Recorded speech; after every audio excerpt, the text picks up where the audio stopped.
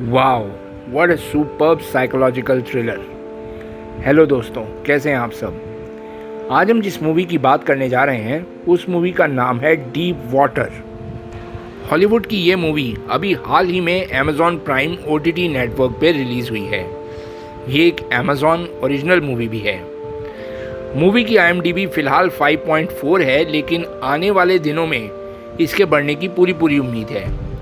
वैसे भी इसकी IMDb कम से कम 7 तो होनी ही चाहिए थी, क्योंकि जिस तरीके की एक्टिंग और ओवरऑल डायरेक्शन इस मूवी की है, ये मूवी कम से कम 7 की रेटिंग तो डिज़र्व करती है।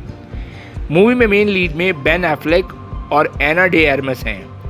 मूवी की डायरेक्शन एड्रियन लिन ने की है, जिन्होंने हमें फेटल अट्रैक्शन, इंडिसेंट प्रपोजल और दी अनफेथफुल जैसी बढ़िया मूवीज़ दी हैं।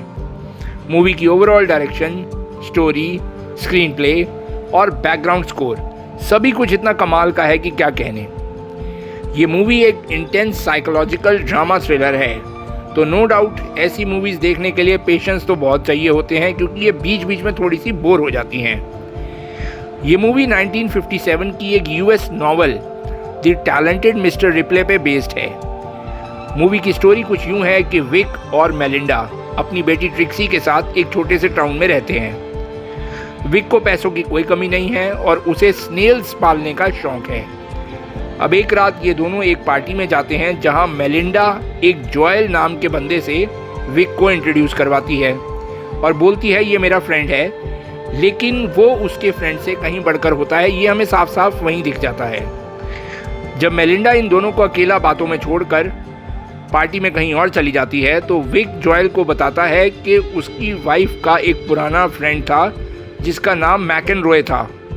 वो एक रात अचानक गायब हो गया और उसके गायब होने में उसी का हाथ है।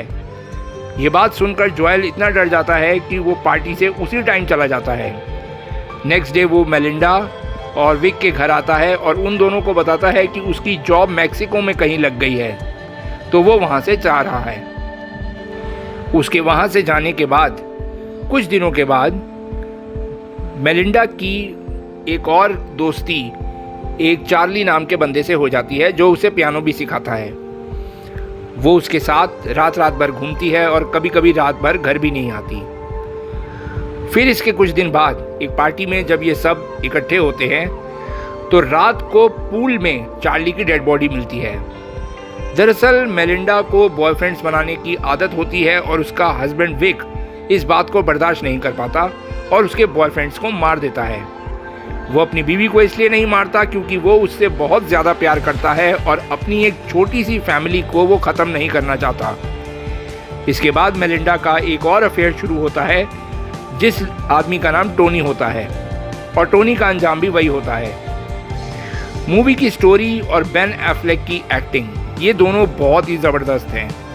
बेन एफ्लेक की इंटेंस एक्टिंग ने इस मूवी को 4 चांद लगा दिए हैं। अगर आप कोई थ्रिलर मूवी देखना चाहते हैं तो ये मूवी देख सकते हैं, लेकिन प्लीज़ इस मूवी को अकेले में ही देखना गाइस, क्योंकि इस मूवी में न्यूड और बोल्ड सीन्स की भरमार है। तो कृपया इस मूवी को आप अकेले ही देखें। Well, that's all for this video. मिलते हैं आपसे अपने नेक्स्ट वीडियो में। Till then, bye, thank you.